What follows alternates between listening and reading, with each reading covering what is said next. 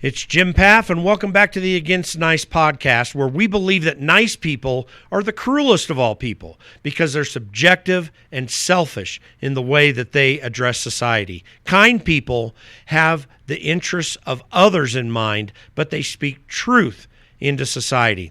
Follow us on iTunes, give us a 5-star rating, and also give us your review of the podcast. You can also follow us on Spotify, Stitcher, iHeartRadio, and many other podcasting apps. Now let's get to the show. I am so looking forward to this interview today. One of my best friends and closest friends, Evan Sayet, a comedian who just has also a great understanding of what's going on in culture.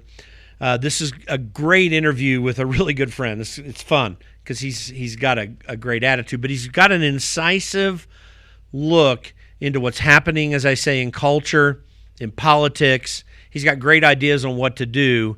His book, The Woke Supremacy, is kind of the foundation of what we're talking about. And he starts off saying woke supremacists, and frankly, that is a great way to describe the cancel culture that's taking place right now. Evan's got some great ideas on how to work through this, and this is one of those discussions you're going to enjoy from the outset, and I think it's going to be very informative to you. So without further ado, my interview with my great friend Evan Sayet, who, by the way, I should say, Evan wrote for the Arsenio Hall show way back in the day. He's written for Bill Maher. He's a fantastic conservative, and yeah, I think you're going to enjoy this. So again, now, second time, without further ado, let's talk to Evan Sayet.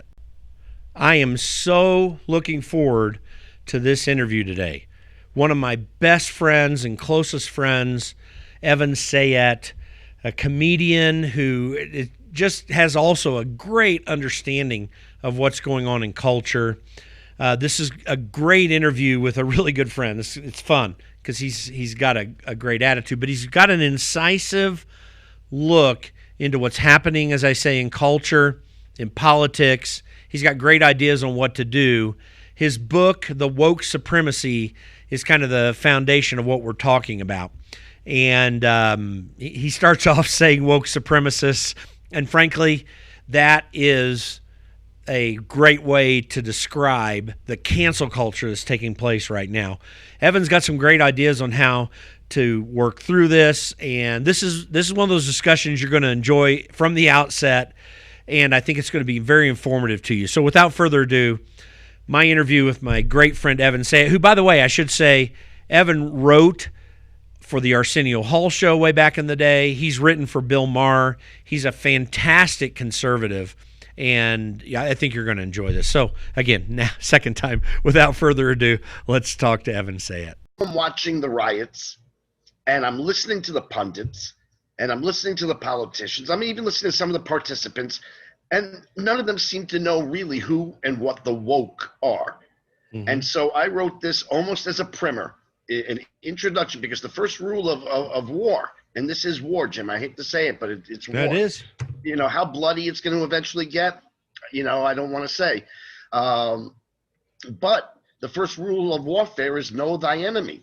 And so I wrote this book so that both those who mindlessly are joining the woke thinking there's something they're not, but also to steal our side for the battle. I almost wrote it to be like Thomas Paine's Common Sense.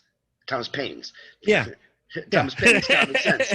I tried so hard. Kane there. Exactly. I tried so hard not to say Thomas Sowell. That was like I said Thomas Kane. I love it. By the way, yeah, I mean, it's just that's hilarious, man. The woke is an interesting concept that is just seemingly popped out of nowhere. It was probably lingering in somebody's back basement or in that satanic ritual that was taking place in C.S. Lewis's That Hideous Strength, something like that. It's been hanging around there for a while.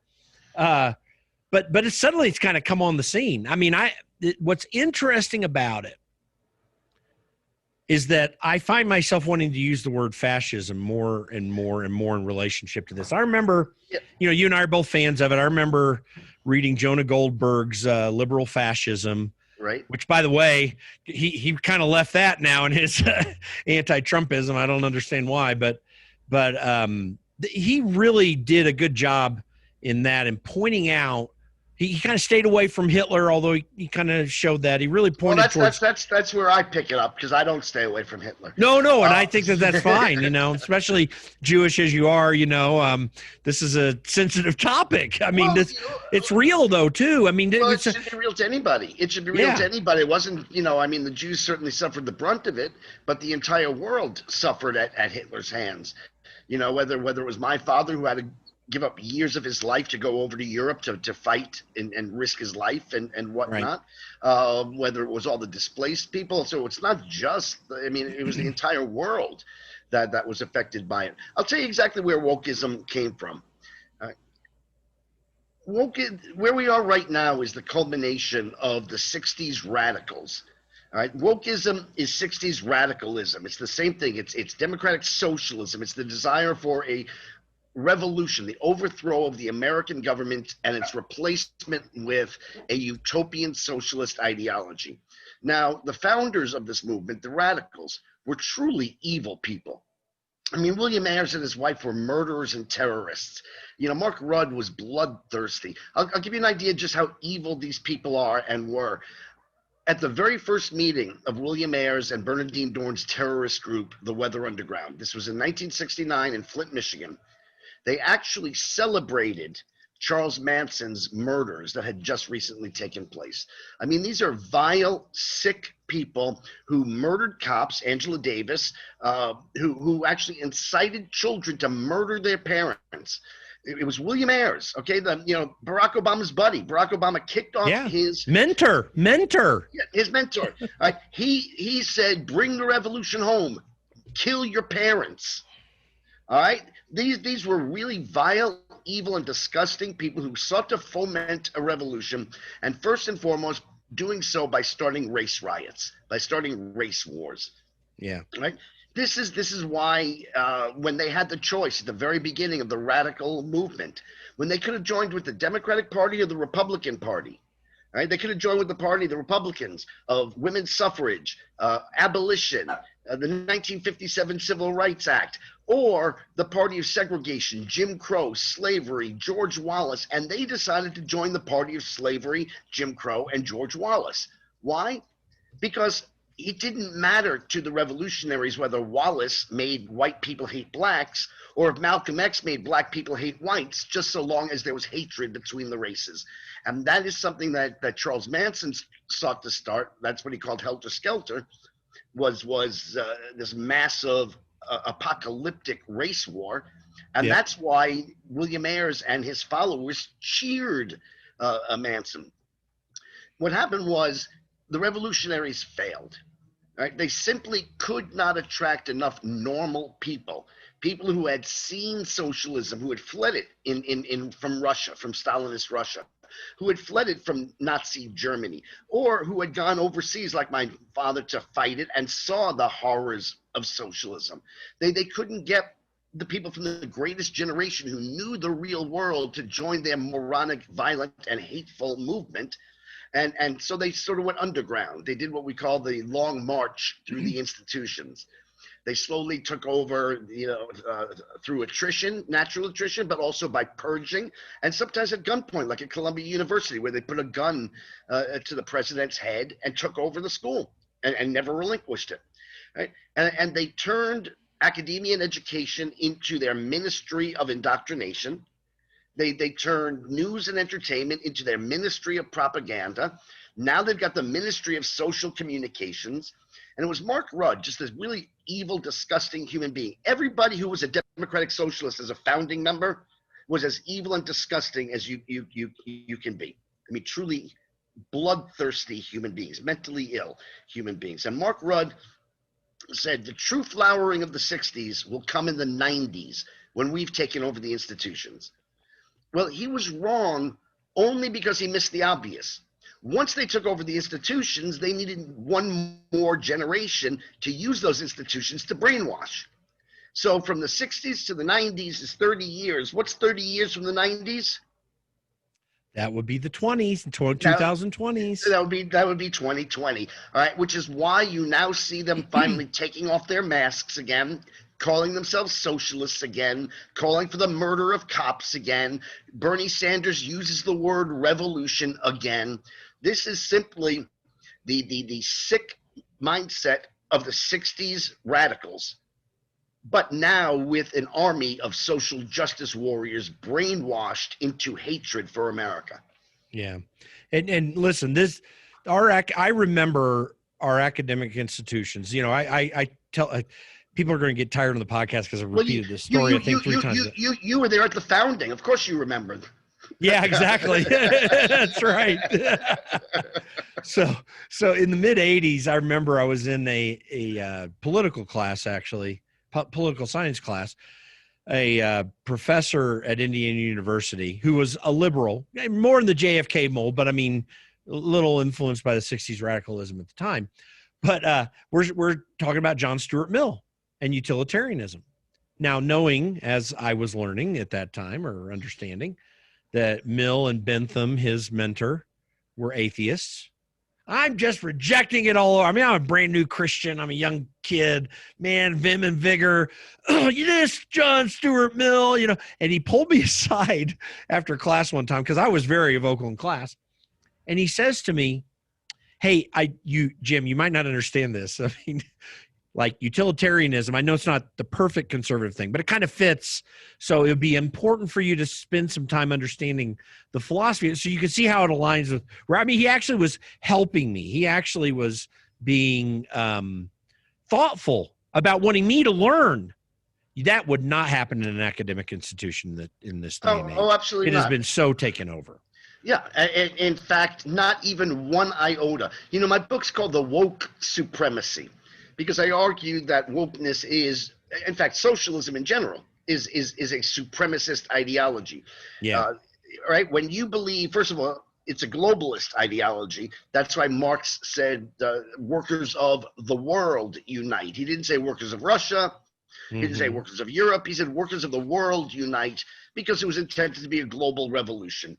Right. And if you listen even to the nicest telling of socialism from the nicest guy who you can imagine, John Lennon, you know, and in the song Imagine, there are 3 prerequisites. There are 3 requisites for the utopia that socialism always promises. Now, the utopia each of them imagined is different. The utopia that Stalin imagined was different than the paradise that Hitler imagined, is different than the universe that Mao imagined, and it's different than what the democratic socialists imagined. But nonetheless, the 3 prerequisites for the perfect society, whatever that perfect society is that there be no personal possessions, that there be no countries, and that there be no religion. Right? The idea is that without personal property, there won't be greed, there won't be there won't be jealousy. Without government, without nations, there won't be xenophobia and wars for glory. And without God, there won't be the belief that God's on my side and we must take over the world. I mean, it really is, in its most simplistic form, they see it as a really positive world. The problem is that the 3 requisites for the perfect socialist world are also the 3 requisites for the authoritarianism and totalitarianism that socialism has never yet failed to bring. That's because without personal possessions, the individual doesn't have the ability to stand up to a tyrannical government. Right? Without other nations, there are no other armies strong enough to oppose the globalist leaders' rules. And without God, there's no moral mandate above that of the dictator to countermand his dictates. And so even if you eventually were able to get to that perfect world where you've eliminated all the people who believe in the rights to personal property, the fruits of their own labor, even if you succeeded in eliminating all the people who appreciate the protection of national sovereignties, even if you eliminate all the people who believe in the moral teachings of whatever religion they believe, even once you get there, you still have an authoritarian and totalitarian government ruling all the world with all the money. That's what socialism is. Yeah. So, they don't mean there's no possessions. We'll have laptops. I mean, if you watch, I was just watching the movie 1984 last night. They have television sets. It just doesn't belong to them. Yeah, that's right. Well, by the way, it's really important to point out here. First of all, we don't train kids in logic and rhetoric anymore on some of these fundamental things. Quite the opposite. Yeah, quite the opposite. And so here's the logical fallacy, which I thought was beautifully described by Milton Friedman in his Phil Donahue interview from back, I think it was 74 maybe. I just watched it the other day. Yeah, and I share it quite a bit. So for the listener that hasn't heard of it, so Phil Donahue starts out by saying, gosh, when you look at the inequalities in the world and all, do you ever have a problem about capitalism and greed? And his response is, well, wait a minute, let's talk about greediness here. So what he points out basically fundamentally is that is the basic problem that Madison understood in Federalist, I think 54. If angels could rule over us, then we wouldn't need government. Well, that's a problem twofold. One, they do have to believe that the leadership are angels. They have to believe that they're superhuman. Correct. They also have to believe themselves to be inferior because they need the superhuman God or parent or what was the other word? Well, slave owner ultimately, but. Mm-hmm. There's a run in my book, The Woke Supremacists, where I quote one after another Democrat talking about Barack Obama. Evan Thomas from Newsweek magazine said, I was on with Chris Matthews, and he said, Obama is like God. Yeah. He then later said, Obama is the teacher. Right. Then I quote Michelle Obama, who's talking to a leadership conference, and she was asked about her husband's 8 years in office. And she said it was like having the good parent at home, the one who tells you to eat your peas and when to go to bed on time. And this is, in fact, how they see themselves as children. They see their leaders as gods and teachers and parents. And in fact, it was, well, of course, Orwell, who saw it as Big Brother with his little siblings. Right. We call it the nanny state, but the Nazi Germans, the socialist Germans, had a name for their leader. They called him Der Führer. Yeah. Der Führer means the teacher or the guide. Right. That's how they see government, is as the big brother who's going to take care of them, and they see themselves as children. Yeah, they do. And it is interesting when you analyze, as Montesquieu did, the different forms of government. So if you look at pure dictatorship, you've got to get to that godlike way of thinking of that person. When you get to monarchy, this is where respect comes in. You got to respect the leader, which is just another form of this. So we look at that person, and it would be dishonorable to go against the king, Whereas when we get to the Republican form of government, we get to examples of the bucolic, the independent, the isolated, but the coming together as a community of individuals. I mean, the whole rhetoric is different. Right. I mean, the difference can be found in the fact that Barack Obama has followers and Donald Trump has supporters. That we recognize that the job of our government is to represent our interests, not to tell us what's right for us. That's what the Democrats believe. That's what the socialists believe. They believe that it's up to the government to tell us to eat our peas and to go to bed on time. There's a quote from Michael Bloomberg in my book, The Woke Supremacists. I'm sorry, I even get my own book's title wrong. It's The Woke Supremacy, an Anti-Socialist Manifesto. And Michael Bloomberg is quoted, and I'm going to have to paraphrase now, but he says, some people say that taxes are regressive. Because if a tax is, let's say, 10% sales tax, well, that hurts the poor more than it hurts the rich. And he said, and that's the good thing about them. Because the problem with people who don't have money is them. And by putting these taxes on them, we'll get them to better treat themselves the way they should be treating themselves. Wow, I've never heard that before. That's amazing. Yeah, I mean, that was that was absolutely accurate in its essence. The wording, Yeah. I didn't know all that well. But Yeah. and in fact, the Democrats use taxes today the way the Democratic slave owners used chains back in the day to control the behavior of people that they think of as children, as mentally inferior. In fact, there was a philosopher back in maybe 175 years ago named Fitzhugh. I can't believe I can't think of his first name because I've been seeing it for the last year as I write this book. But and he said that slavery is a form of socialism. In fact, it's the best form of socialism. What he means by best is that it's the purest. Yeah. It's the purest, all right? Yeah. It's the one in control who knows better than the childlike person, Right. you know, and that's what Democrats thought blacks were. In fact, all the way to the 50s and beyond, Democrats still called grown black men boy. Well, by the way, what's one of the basic legal constructs of communist or socialist states is the lack of free movement. I mean, that's just a form of slavery.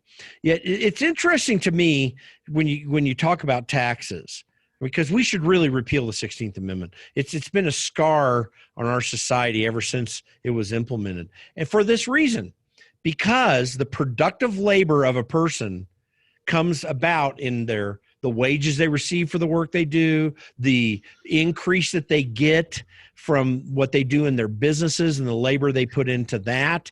And you are essentially controlling the productive effort of an individual when you do these taxes. Prior to this, you did not see an attitude in this country of reliance upon the government, need for the government. And there was actually a decent amount of disrespect for the government. You might respect the individuals, but you always question the government. That's flipped on its head after, I think, now 4 generations of the income tax. Mm-hmm. So you blame it on the income tax, but certainly and the welfare state. And the welfare state, which eliminates one of the most essential, absolutely essential. It divorces reward from merit. Yes. When you are taking away rightful reward for hard work and increasing the reward for sloth, you are skewing the desire to produce. All right, the person who works hard is going to work less hard if he's making less money, and the person who wasn't working at all isn't going to work any harder if he's getting more money by sitting around. Yeah. I mean, this divorcing of reward from merit is so central that communism and socialism actually, from those according to their ability to those according to their need. And to paraphrase Ayn Rand, you know, what this means is that in a capitalist society, in order to get more for yourself, for your family, for your children, for your neighbors, you have to prove yourself more needed. Right? Somebody has to say, I need you to fix my car because you're the best. Whereas in a socialist society, you need to get more for yourself. You need to prove yourself more needy. Yes. That you need more, that you are less capable. If you're capable, then you should be producing more. So you need to prove yourself incapable. Whereas in a capitalist system, you have to prove yourself more capable. Yeah. And something your audience and everybody should understand is that capitalism is a bit of a misnomer in that every system is capitalist. Yeah. The question is, who controls the capital? That's right. Is it going to be the masses, the mainstream, the people who earn it and work for it? Or is it going to be a handful of elite who confiscate all the possessions and all the money and all the resources? But at the same, there's still money. There's still capital. It's just a matter of, is it going to be a czar? Is it going to be a king? Is it going to be by the way, is it going to be a Congress and a president that gives special benefits to certain large corporations? I mean, I go back to the whole TARP incident and the economic decline. And I had good friends in the banking industry, and it was amazing to watch what was happening. I was on the radio in Denver at the time. You and I were doing our thing from time to time on there as well. But what I was finding out as TARP was passed, the Troubled Asset Relief Program, that bailed out large banks. On the other side of it, the FDIC was closing small banks. People are not aware of the decimation of the small banking Of the industry in this of the country community, since then. the community bank, of the local Community bank. banks, Yeah. that community bank is a highly specific legal term in terms of this, but you had small commercial banks, community banks, the ICBA, which is the Community Bankers Association that when I worked on Capitol Hill would lobby us. I mean, they're decimated as an organization. And so they would take these small banks that they said couldn't survive. They closed them down forcibly. The FDIC did this and handed them to mid-sized banks. Mm-hmm. I mean, they got rid of the local banker to the point where when I was working for Congressman Tim Huelskamp from Kansas, there are counties in that first district of Kansas that are no larger than 2,000 or 3,000 people, counties. Mm-hmm. And commercial banks could not, especially after the regulations of the Barack Obama administration, could not make loans for houses less than $100,000. They couldn't do it. In other words, so they go out of business, many of them. We have lost, that takes away more individual liberty, but it's corporatist in that it take away competition from these big banks. And it's insane. And it's all government directed. That is not capitalism. That is a something close to socialism. Indeed. Sorry, I had to mute you for a moment. I thought a sneeze was coming on. I didn't know. Was I supposed to duck out? Camera range? I don't know what these. Hey, I already got to do that twice. You've only done it once. I've done it 2 or 3 times so far. So there you go. Okay. Yeah. I mean, it at every level, the socialist seeks to take away the local and then regional and then national until they get to global. Right. That's their goal, is to take away. Well, let's start even with personal autonomy. Yeah. Then eliminate the family, which is their goal. Eliminate the church and eliminate the nation state, and eventually, and so you look and you go, well, they're not really globalists yet because it comes in steps. It's incremental, and social. Look, Hitler didn't take over the world before he took over, Poland. Yeah. And question for you. We're on tape. Can we pause this for a moment? There's somebody very important at my front door. Yeah, go ahead. I can, we can do, just keep going. I'll cut it. I'll edit it. Okay. All right. Okay. Be right back. Go ahead. Yeah, go ahead. I want to take a quick break right here so we can get to some of our sponsors. We want to take a moment here right in the middle of the podcast just to tell you how incredibly important it is that you go to www.politicsisn'tnice.com as you get more information about the important things we're talking about today, and get other insights into different information, and join our email list.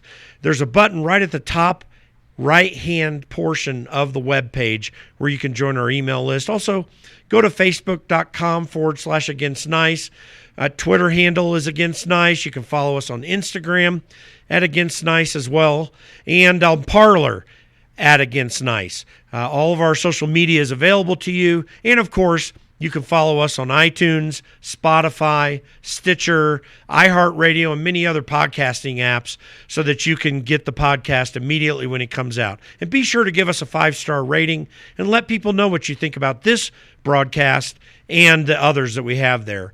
Again, www.politicsisn'tnice.com. Well, look how handsome I am. Yeah, totally, man. All you need is Van Dyke now, and then you'll be perfect. You know what? If I could grow one, I would. I've never been able to grow a beard. It always comes in and then goes straight under here, and I end up looking like Abraham Lincoln every time. So I wouldn't mind. I wouldn't. Yeah. Well, even though he did kind of expand the power of the state somewhat, but he's still great in many ways. So picking back up, so you say woke supremacy. So give me some more input about the book. What other ideas are you trying to lay out there? Because we already know that Democrats and maybe not all Democrats, I'm talking about rank and file voters, but people of the left who are in power in this country, they do not hold the American ideal at all. And I think it's funny that you accidentally were saying supremacist instead of woke supremacy, because it's interesting. the whole concept of is it takes one to know one. I mean, they're the ones that are the first to say that we got white supremacists out there, and they'll find a couple of them, David Duke and maybe a couple other people. Yeah, but But the thing is, they're the supremacists. Well, that's the point of my book. I mean, that's why it's called the Woke Supremacy, and I lay out over and over and over again how they are no different than the white supremacists. They are no different than the German Nazi supremacists. They are no different than the Islamist supremacists. They all have a belief that rights, privileges, and protections only belong to those who share the supreme trait. White supremacists believe that rights and protections only belong to whites. The Nazis believe that rights and protections only belong to the Aryans. The Islamists believe only rights and protections belong to those who are appropriately pious to Muhammad. And they believe all rights and privileges belong only to those who share the woke ideology. And as globalists, they don't see themselves as Americans. They see themselves as citizens of the world. And as such, no nationalist document like an oath of office or a constitution do they see as any sort of constraint in their practices, in their policies. This is why Barack Obama was able to weaponize the American government against its own citizens. Which citizens? The ones who aren't part of the woke supremacy. See, if you're a nationalist, you believe all rights belong to the citizens, equally to the citizens of that nation. And you can really see the difference in how these two sides think about these things, in how each side protests what they righteously believe are their grievances. Mm-hmm. Nationalist protests are peaceful, are even joyous. I mean, they don't commit crimes. They don't even litter. Typically, they leave the place cleaner. They fill out the proper paperwork. They stay in their assigned places. There's no property damage. Compare and contrast the Democratic protests. They're violent, and the more violent, the better. The rioting, there's looting, and they beat people up to prevent them from exercising their constitutional rights. You know, and they don't even try to hide this. You know, when the woke go to shut up Ben Shapiro or Candace Owen or Charlie Kirk on college campuses, they're making it very clear. Their goal is to deny these people their constitutional right of free speech. Their goal is to use violence to intimidate people from not using their constitutional right to assemble peaceably to hear an alternative point of view. And by the way, we just had the Democrat National Convention happen. If people think that the National Democrat politicians don't both support and encourage this, just take what Elizabeth Warren said during the Democrat National Convention. She said that they were coming after the Republicans that weren't going to vote for Joe Biden. That's essentially what she said. And they intend to shut these people down. But Barack Obama said, "Get in their faces." Yeah, right? That's not how you conduct politics in a nationalist setting. No, you don't get in the faces. All right, it was Maxine Waters who said, "Make these people understand they're not welcome here." It was Andrew Cuomo who said that they're not welcome in the state of New York. That's a supremacist ideology, that if you don't possess the trait of wokeness, all right, the Soviets called the supreme trait proletarian, or the worker. The Nazis said the supreme trait was possessed by those they called the Aryan. Well, the Democrat says the supreme trait is possessed by those they call the woke.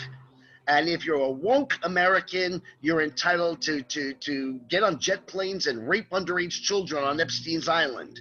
Mm-hmm. But if you're not a member of the woke, you're not allowed to walk down the street without being punched in the face. Yeah. All right? This is a supremacist ideology. There's no doubt about it. These people have lived literally in their ivory towers for a long period of time, whether it was in academia or politics, sometimes in business as well, the corporatists. You see some of a lot of CEOs of major corporations are fantastic people who think of others and they're just trying to run great businesses. But you've got these, a strain of these, and you see them on television all the time. And most of them, the vast majority of them, they are willing to comply to all this and force it on you through their company structures. It's amazing. That's one of the things that terrifies me the most about where we are, trying to gauge where we are. And that is that corporate America has decided that it's more lucrative to lie on behalf of the supremacists than it is to tell the truth on behalf of America. Yeah. And the first one that I really recognized doing this was Nike, where if you know anything about sports, you know that Colin Kaepernick sucked. You know that Colin Kaepernick wasn't benched and didn't lose his job because he took a knee. He took a knee because he'd already been benched. He was a second stringer. He was so bad at this point. There's actually a video. Let me remember if I can remember the Google search words that'll get you there. But St. Louis disrespects Kaepernick. Type that into Google and watch the video. He's the quarterback. He's on his own 2-yard line. That means there's 98 yards down the field for a touchdown. And the people defending his wide receivers don't even defend them. They stand on the line of scrimmage. They leave the 2 receivers wide open because they know that Kaepernick is so bad at this point that he can't even see his own players. They were giving up a touchdown because they knew that Kaepernick couldn't do it. He was awful. Nike knows he was awful, but they put this lie out there like the Democrats will constantly lie, like they lie about Michael Brown, like Joe Biden continues to lie about Michael Brown. But Joe Biden does it because he's a power hungry, but Nike doesn't have to promote this lie, and yet they do. And then you see Goodyear do it, and then you see the other. And if corporate America has decided the money is in lying on behalf of the supremacy, that's a really bad sign. It's a really bad sign because they can throw a lot of money in it. The other thing is, what's interesting too is it goes against their interests financially, but they're making enough.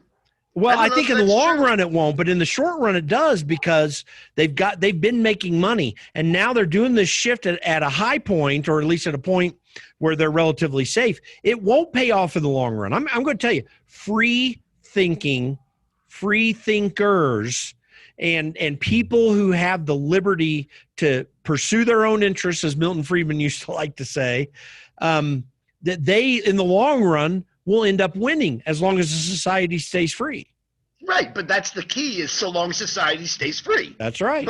But society's not going to stay free so long as they're beating us up. And then you have the mayor of Portland backing them, not arresting them, not prosecuting them. Then you have the schools indoctrinating them. Then you have the news media lying to them. We're getting up there in age, Jim, and we're going to fall off the edge of the cliff soon to be replaced by another generation that has been fully brainwashed into the lunacy of the supremacy. Well, do we really believe that generation has been fully brainwashed, or do we have any hope for it? Well, there are some indications that they've had enough, that this new generation, every generation since the supremacist takeover, starting, let's say, in the 80s or the 90s, has gotten worse along the way, of a sense of entitlement, the mental illness of narcissistic personality disorder, their sense of victimhood and victimization, their embrace of total nonsense like 197 genders, hatred for those of us who don't walk in lockstep with them. But this last generation is showing some clues that they might want to know, that it's gone so far that they want to know the truth, that they want to go see Ben Shapiro. They don't agree with him because they don't know, but they want to go hear Jordan Peterson. They seek out Joe Rogan. So there is some reason to have hope about this latest generation, but it might be even too late by then, because 90% of a supremacy are not the supremacists themselves. They're only 10% of the Germans were Nazis. Right. Only 10% of Muslims are Islamicist terrorists. Only 10% of the Democrats in the South were members of the KKK. All right, it's the 90% 20% who simply enable the supremacy because they've been so steeped in and surrounded by the narratives of the supremacy that they simply take it for granted and don't give it a moment's thought. There's an example in my book. I'm talking about Bruce Springsteen, and he's singing about being born in the USA, and he explains what the Vietnam War was about. He says, got in a little hometown jam, so they put a rifle in my hand, set me off to a foreign land to go and kill the yellow man. So the Vietnam War was because Americans are racist. There was no real reason for it. They were just yellow. We were white, and he was sent there to kill the yellow man. What a horrible thing if that were true, that America is so racist that we would go ourselves or send our sons and our daughters to these horrible places in order to kill people based on their skin color. The problem is not only isn't it true, it's diametrically opposed to the truth. And most disconcerting is Springsteen would have known this had he given it even a moment's thought. Because no matter how little Springsteen knew about the Vietnam War, he had to have known that while the North Vietnamese did in fact have yellow skin, so too did the South Vietnamese. Yeah, who were fighting beside. Who were fighting beside in order to protect. And therefore, if both people had yellow skin, it couldn't be for the... But here's Springsteen, not a stupid man, not an untalented man, not a mentally incapable human being, but yet he took this vile slander against Americans that were racist as a given because that's what he was steeped in and surrounded by. He's not a woke supremacist. He's a woke supremacist enabler, and that's more of what's to be concerned about. Because again, if it's just the 10%. We're just back to the 1960s with hateful, vile, vicious democratic socialists who can't foment a revolution because nobody would follow them. And by the way, your analysis works when you also take into consideration a lot of the foolish decisions that the government made that made the Vietnam War so unwinnable when it would have been, and even the argument about whether to go or not still doesn't fit in this racist paradigm because there were a lot of stupid mistakes made around that. None of them racist. That's correct. Look, we can talk about tactics and timing, or even whether it was the spread of socialism, which, by the way, every war that America has been in for the past 100 years has been for no other reason than to stop the spread of a vile, vicious, atrocious, supremacist movement. All right, we entered World War II to fight to prevent the further spread of Hitler's socialist regime. The Cold War was fought to slow the spread of the Soviet socialist empire. The Vietnam War was entered to prevent the proxies of the Soviets from entering, and the Korean War was fought to stop the Chinese proxies. So that's every time. The only wars that we've entered, once Nazi Germany was defeated, and once the Soviet Socialist Empire crumbled, the only other wars that we've been involved in have been against Islamicist supremacist movements, and their atrocities. So it's really quite telling, and that's because we're nationalists. We're not globalists. If we were globalists, we first of all, we would have taken over Canada and Mexico. Yeah. You know? Well, actually, we might have avoided Mexico, but I get what you're saying. Actually, I was thinking we would have avoided Canada.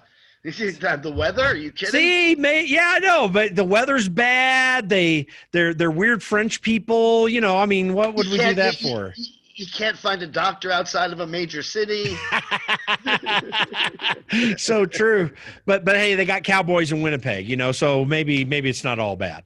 Oh, no, it's not all bad. This is Winnipeg. Yeah, there is Winnipeg. Calgary and Winnipeg. So anyway, but yeah, no, there's an expression about Montreal, which is better than France, not quite America.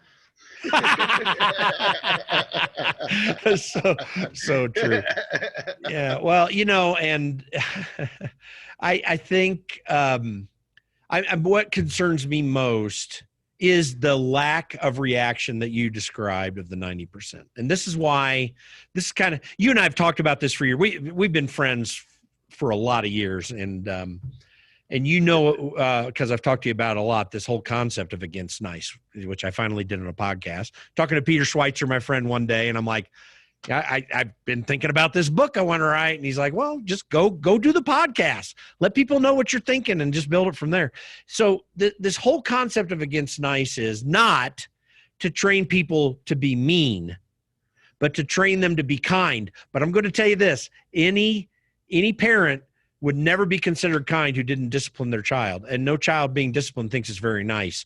There's also a medical condition or a psychological condition of compassion without moral and rational thought. It's called codependence. Right. When you have compassion for bad people, that's not good for them, nor is it good for their victims. That's right. And if you look at the abortion issue, which the Democrats claim is out of compassion for the woman, no, it's not. It's out of animus for the child. Yeah. When they portray themselves as caring about the illegal aliens, no, they don't. They just have disdain for their victims. What's really interesting to me too, it was just this year in 2020 that during woke culture, during the Black Lives Matter protests, that Planned Parenthood finally decides, hey, we got to get rid of this Margaret Sanger person. But why did they do it? They only did it because it became embarrassing. Their ideology still hasn't changed. Yeah.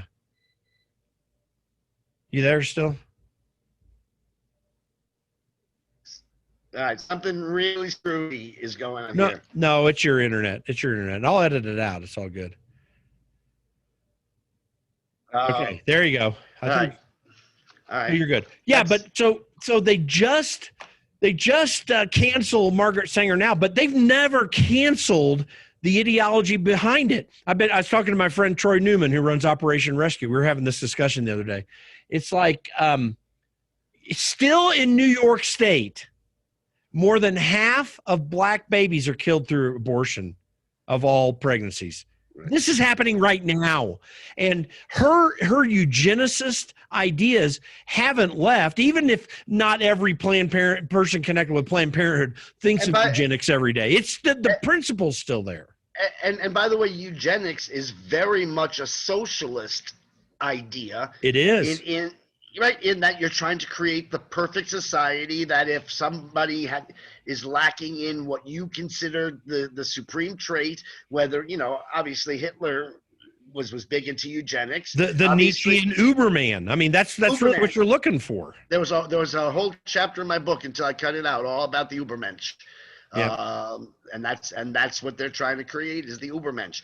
And it's the same thing in China with the one baby with the one child rule, and the rest of them are murdered. The rest of the babies are murdered. It's trying to create this perfect society. And you'll notice we nationalists never say utopia or promised paradise. We say make America great again, not perfect. All right, we say America is exceptional, not perfect. All right, even the founders said in order to form a more perfect union. All right, so it's the left that always promises paradise, and in order to get to paradise, they have to walk us through hell. They have to eugenicize us. They have to, in the book, The Woke Supremacy, an Anti-Socialist Manifesto, when I'm quoting John Lennon, it says, in order for all the people to live as one, all the others need to in some way be dealt with. Yeah. Right? For everybody to live as one, you have to get rid of all the others. Now, the others have been different depending on which socialist incarnation. The others in Marxism and Stalinism were the bourgeoisie. The other in German socialism were the Jews and the gypsies and the handicapped and the gay. And the other in the woke supremacy are those of us who aren't woke. I mean, cancel culture is just a cultural expression of abortion. Let's just be honest about it. It's one of the most important little runs in my book, which is that I point out Hitler didn't imagine a world of gas chambers and ovens. He imagined the world after the gas chambers and ovens had served their purpose. Yeah, that's right. Stalin didn't imagine a world of gulags and permanent confinement to frozen tundra. He imagined the world after the others had been vanquished. Mao didn't imagine a world with millions of bodies littering the countryside. He imagined the perfect world that would come after the killing fields. Well, the democratic socialist doesn't imagine the horrors that they visit upon those of us who don't agree with them. The setting fires, the shooting, the blinding with lasers, the hitting over the head of Andy No and whatnot. They imagine the world after we've all been vanquished and all been taken care of. And even Marx, in the perfect theoretical telling of socialism, knew that there had to be a dictatorship of the proletariat.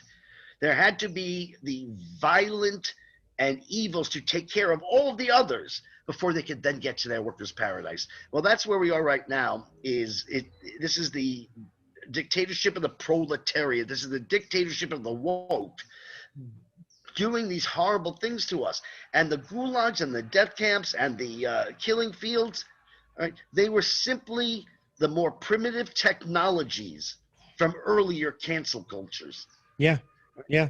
And by the way, there is a bumper sticker for the woke supremacist. It says, "Mean people suck." Mm-hmm. And the thing is, people seriously put that bumper sticker on their car because of exactly what you were talking about in its various forms. And they believe with their whole hearts, some of them, that we have got to get rid of these mean people. And they're being mean. It's just like, it's really interesting. And they don't have a grasp on the hypocrisy of their statements, the illogical manner in which they promote their ideals. Well, that's because their ideals are their original purpose. And their original purpose is not to be mean to us. Their original purpose is a world without us. Right, exactly. Then it'll be all peaceful. It'll be all wonderful. It was Nancy Pelosi who said, and if there is some collateral damage to those who do not share our views, then so be it. Yeah.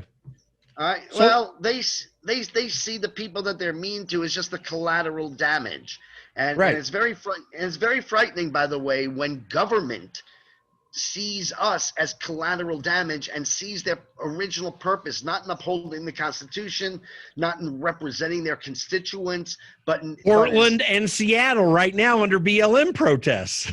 Right? It's the same thing, yeah. Same thing. Just collateral damage. The mayor of Baltimore says we need to give people room to destroy. And it's like, but you'll notice in almost all these cases, as soon as they show up at the mayor's house, that's the end of that belief. Oh, absolutely, yeah. That's the mayor, who, by the way, just a few weeks. This is Chicago you're referring to. Who earlier, when she shut down all the barbershops, went and got her hair done and then explained it by saying, well, I'm in the public sphere here, so, I gotta be. It's just like, are you crazy?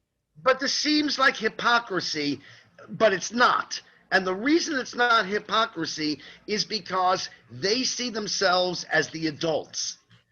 All right, they see themselves as the God, as the teacher, and the rules that apply to God aren't the same rules that apply to mortals. The rules that apply to the teacher, they say don't smoke in the bathroom, and then they go outside and smoke. Well, this is the ideal of the secular God, by the way, because the God who is real has real demands upon human beings that he already is fulfilling that we can't fulfill because 6,000 years of recorded human history proves the moral depravity of man. Our problem is ours. It's not his, whereas they definitely do see themselves as having different rules. That's their concept of what we say is God, too. It's not like when they get on those private planes to fly to those environmental, man-made global warming conferences, or when, I forget the actor's name, but he takes his 600-foot yacht. I don't even know what size it would be. Leonardo DiCaprio, I think it is. DiCaprio, yep, Leonardo DiCaprio, and they don't think of themselves as being hypocritical. They think those are the rules for the children. We're the adults here. We're the gods. The rules don't apply to us. And it's the same thing with Lori Lightfoot. The people over there, no. Protect my home because I'm a god. It's a very frightening thing when leaders think they're gods. It really is, which is why we have this Constitution thing that created, which created a government that was not created by the government, but that was created by the people and their consent. And that our rights came from God, not from Leonardo DiCaprio or Black Lives Matter, or whoever's going to punch us in the face if we try to talk to each other. No, there's no doubt about it. So here's the problem. So there's a scripture that I use when I'm laying out the fact that we must engage in culture.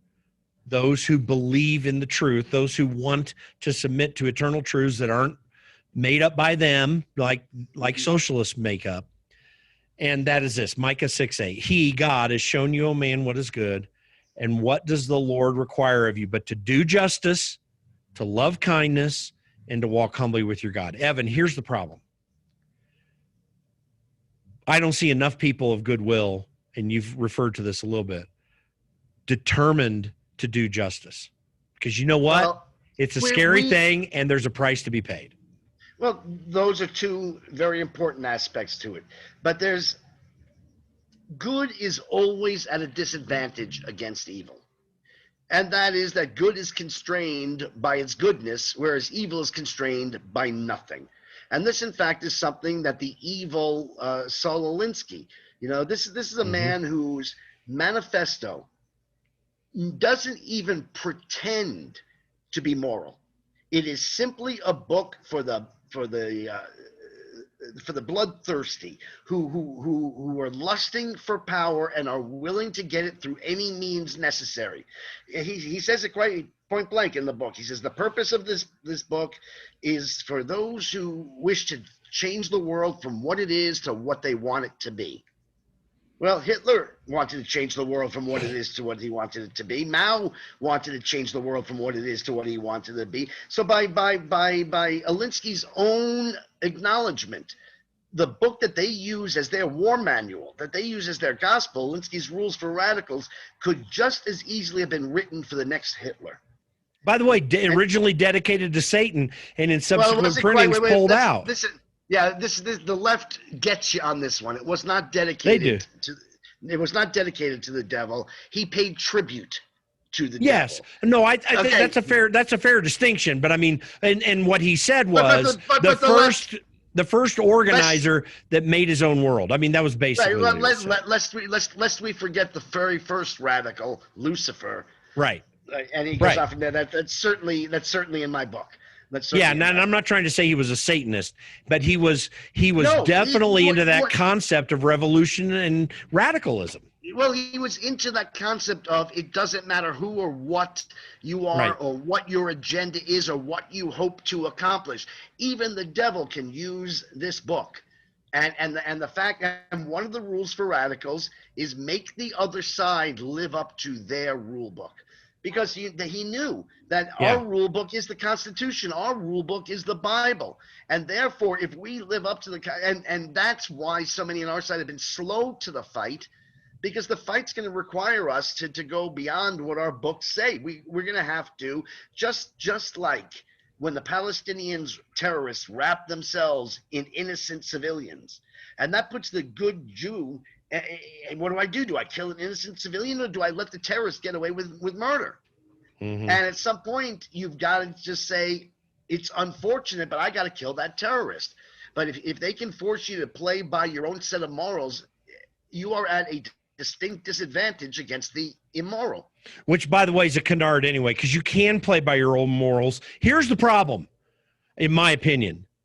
Is you can live up to your moral, and I do this in politics all the time, Evan. I've spent so long trying to win things in politics. I can tell you this: the methodology, in my opinion, is to follow the Patton statement. No bastard ever won a war by dying for his country. He won it by making the other poor dumb bastard die for his country.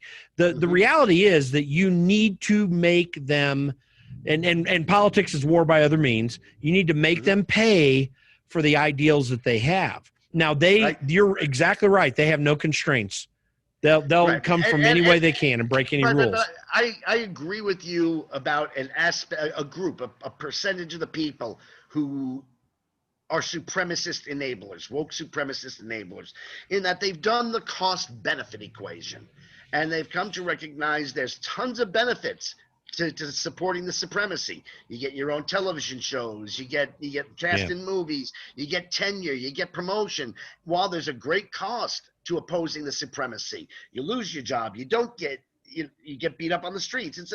And so in the just the cost benefit equation, is Bill Maher really a left-wing fanatic, or is he somebody who knows if you want an HBO special, you pretend to be a left-wing fanatic?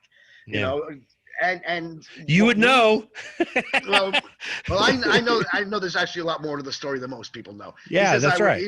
He said I would know because I wrote Politically Incorrect with Bill Maher for many years. And by the way, and when you listen to him, the reality, the fact that he has some of the people on the right that he has, and even though he goes after them, he shows them respect. Indeed. And he beats up on the left from time to time when they're being stupid too.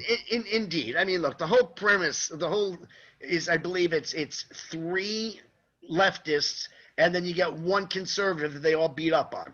And so, yeah, he does have a conservative on the show, and every once in a while, some of them, I thought Dinesh did great when he was on the show, and in fact, it's those one-on-one interviews he does, though, too. I mean, that's where it really kind of comes out. The best. Yeah, that's when he's the best.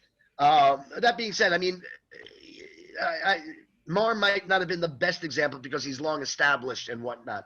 But if you're a young comedian now and you want an HBO special, you better not say I'm pro-Trump. You better not say God bless America. You better not say I'm against abortion on demand. Post-term abortion. You better not say these things. So how many of those people can be won over to the good side by altering the cost-benefit equation? I think there's not an insignificant number. I think that's something we should be going after as well. And you're far away from the time when a George Carlin can speak honestly about things.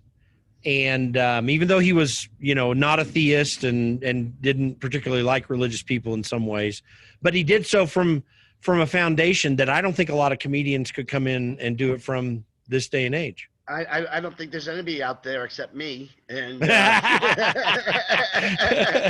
how many gigs you had lately?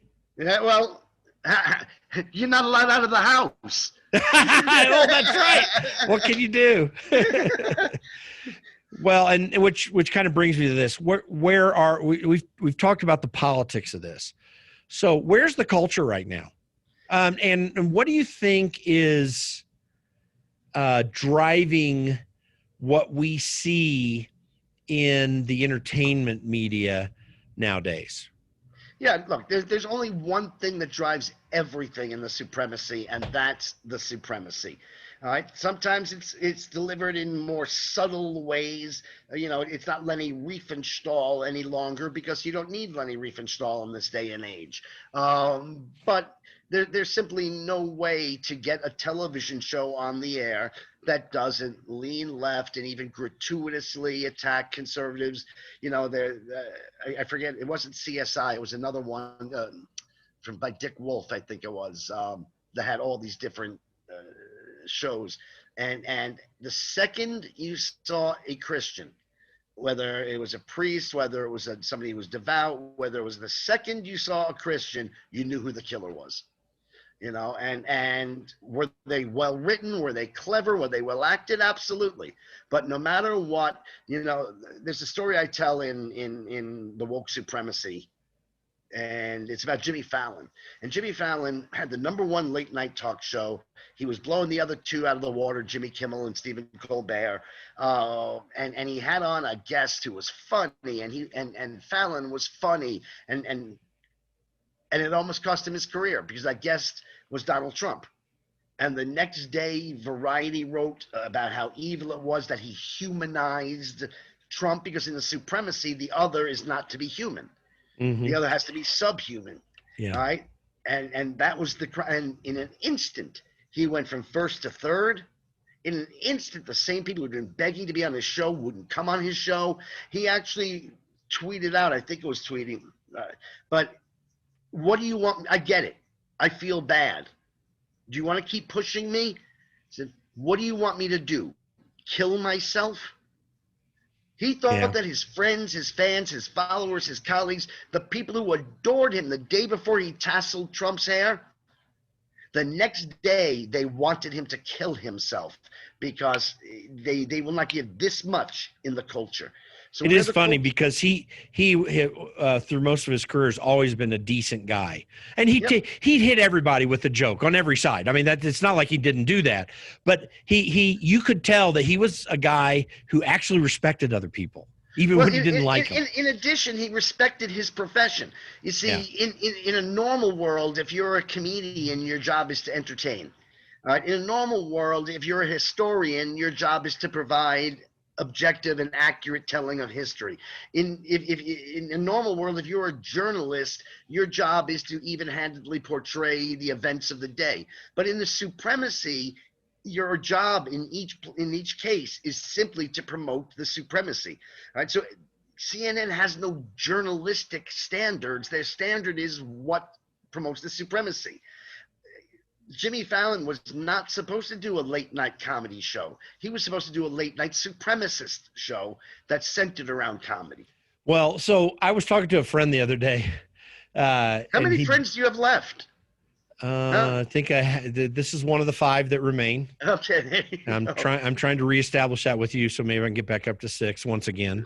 No, anyway, but I'm talking to this friend, and he's like talking about the old Johnny Carson show and also the Dean Martin roasts.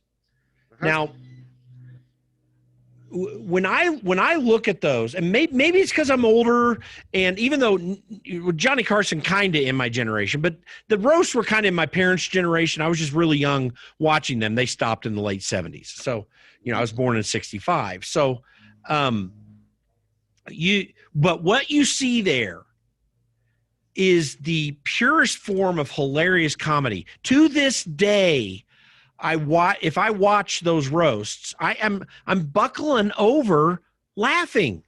And there's definitely good comedy out there right now. I do see it, and it's really funny.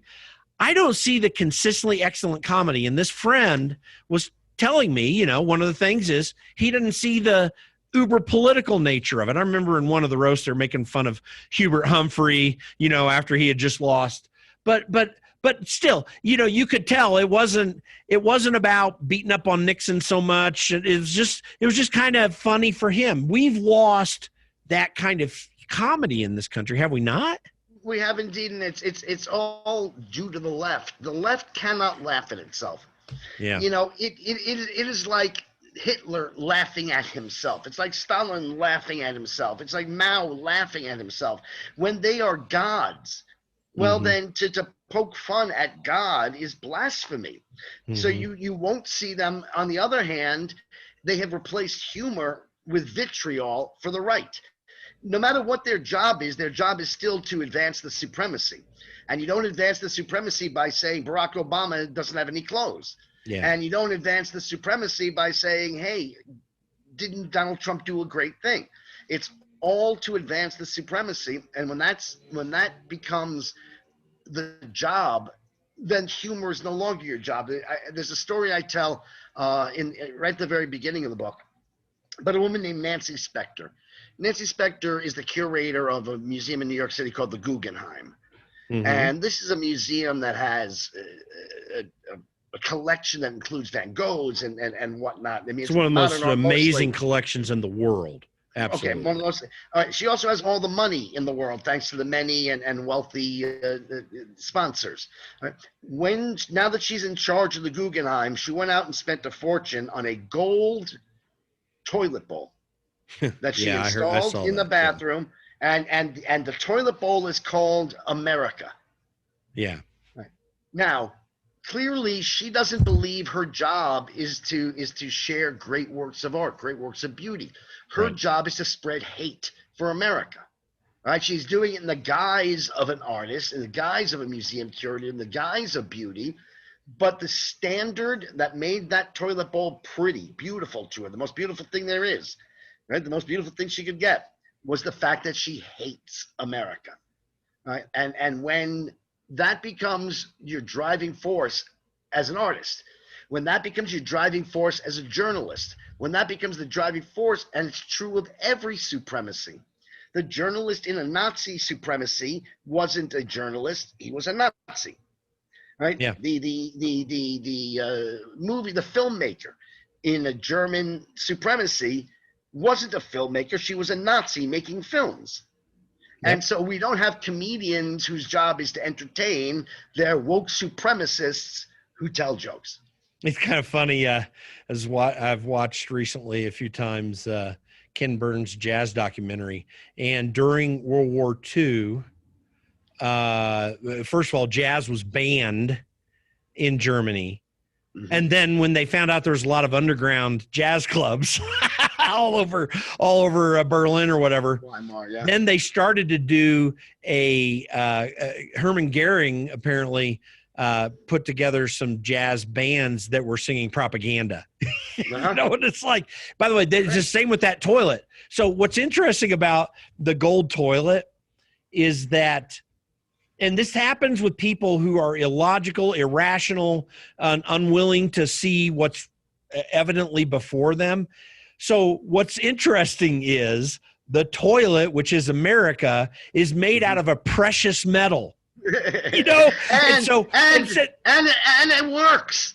And it works. But here's the thing: they're defecating on a precious metal. So for them, that's like, oh, we're getting on that America thing. And what the reality that comes into place is that something very precious and beautiful, they're the ones that are harming. I mean, it shows the hypocrisy or the reality, I should say, of who they are. It just shows that they don't think, that there's absolutely no thought that goes into anything they believe. As you know, I go back to Springsteen and that, but you brought up Goering and the jazz bands and whatnot. Actually, after I tell the Spectre story, I say it's reminiscent of a 1972 movie called Cabaret. Remember the movie Cabaret? Oh yeah. And that takes place just on the cusp of the Nazis coming to power. They haven't come to power yet. Right. But now we're in the Cabaret with Joel Grey, who's the nicest guy in the world. Would never think he's a Nazi or a Nazi sympathizer, and he's probably not. But he's singing this song called "If You Could See Her," and as a bit of camp, and he's singing it to a woman dressed as a gorilla. All right. Yeah. And it's really a touching, loving, moving song about tolerance and understanding and the differences that they should. And then he gets to the last line of the song. He says, "If you could see her through my eyes, she wouldn't look Jewish at all." Yeah. Now, there's nothing funny about comparing a Jew to an animal, but the audience in the Nazi nightclub cheer and laugh and applaud. Why? Because what's funny is the shared hatred that the German supremacists had for the other, the Jew. Right. But what makes the toilet bowl beautiful? Only the woke supremacists' shared hatred of America. There's nothing else that makes that toilet bowl beautiful, except for their hatred. Right. No, it's quite real. So, slightly shifting gears here. So, but I'm a little bit running out of time. How about till 6 more minutes? Yeah, that's fine. Okay. So, what do we need to do from here? If someone reads your book, what's the next step that they need to take? Yeah, I wrote this first and foremost because the first rule of war, and this is war, and how bloody it gets, we have different notions. I'm thinking it's going to get fairly bloody. But the first rule of war is to know thy enemy. And so first and foremost, I want to steel our side to understand the moral rightness of our cause, that these are not simply nice people with whom we have policy disagreements with. Those days are long gone. These are now the enemy. They've declared war. They declared war again when they said that they were going to be the resistance to a duly elected president of the United States. Barack Obama declared war when he weaponized America against Americans, and we're seeing the war on the streets, and so we really have to get that this is war, and war requires courage and sacrifices. You know, our parents, or maybe perhaps grandparents, had to go off and fight World War II. They risked their lives physically. They had to put their own dreams and businesses on hold. So if you're afraid of angering your cousin, and that's why you're not stepping up and speaking out, you've got to get over that. You've got to recognize this is in fact war. I had originally written in specific actions that can and must be taken. I was implored by numerous people in the know that perhaps I should leave that out at this juncture, with the elections around the corner looming like the landing at Normandy, because that's all it's going to be. Is if Trump wins, we've landed at Normandy, and if Trump doesn't win, we've been repelled. And just because we landed at Normandy, we still have to fight a bloody fight all the way to Berlin. The fight's not over just because we win in November. But to not muddy the waters, I've not put out a specific call to action, but I think you can tell from my words, this is no longer truly a democracy. Because a democracy requires democratic institutions, right? They had elections in Soviet Russia. Right. And Stalin. They still do in communist China. Right. So elections in and of themselves do not make a democracy. You need democratic institutions like an honest press, like an educated, not indoctrinated populace. And so we've got to fight back through perhaps whatever means necessary and take back the schools.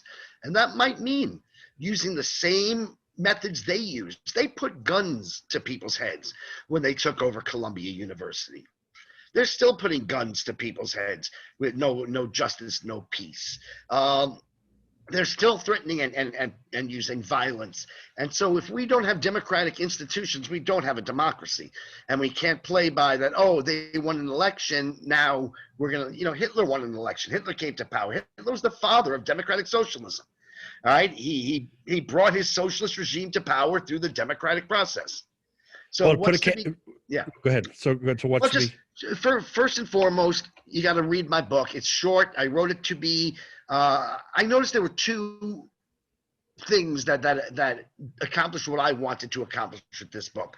One was Uncle Tom's Cabin in its serialized version, and that it was bite-sized, it was digestible, and it laid out the moral clarity of the issue of the Civil War, slavery. Mm-hmm. Thomas Paine's Common Sense. It was only 50 pages long, but in bite-sized and digestible way, it laid out the moral clarity for the Revolutionary War. You got to have the moral clarity to fight this war. So one, read my book, suggest it to others, and I promised at the end of my book that after the election, I will revisit and come back with specifics that I believe need to be done. Well, and at that time, and I hope a couple other times before that happens, we need to get back together and talk on this, because these are serious things. I think people are still, some people are still on their heels. They got knocked back a little bit on their heels and are trying to make sense of it right now.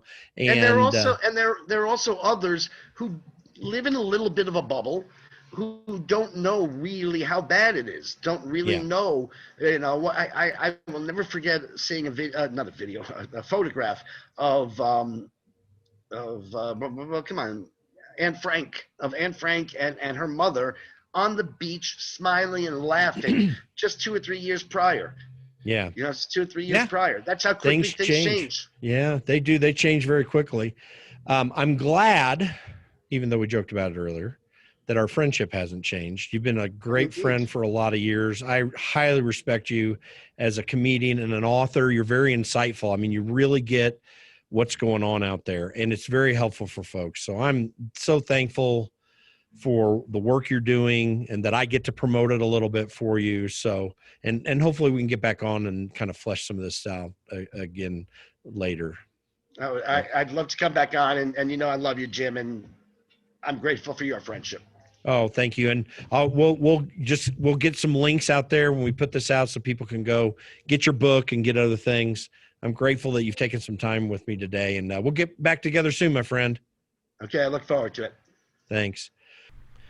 Thank you for joining us today on the Against Nice podcast. Please be sure to go to our website, www.politicsisn'tnice.com. You can sign up for our email list there just at the top right of the web page, and make sure to follow us on iTunes. or Spotify or Stitcher or even the iHeartRadio app, and give us a 5-star rating and let people know what you think about our podcast. Again, www.politicsisn'tnice.com. Join our email list at the top right hand of the page there, and follow us on iTunes, Spotify, Stitcher, or iHeartRadio. Thanks for joining the show today. We'll be back soon.